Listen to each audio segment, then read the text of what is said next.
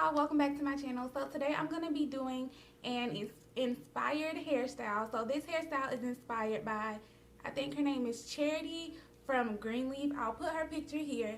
But y'all, she wears the cutest bobs and they're always curled super messy but flawless. I don't know how to explain it, but if you want to see how I achieved,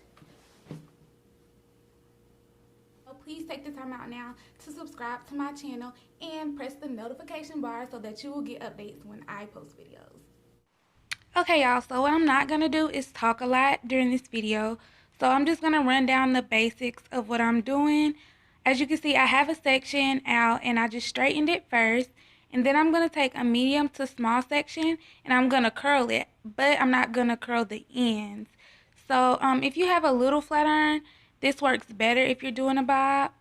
So basically, I'm just turning the curler and sliding it down the hair, leaving the ends straight.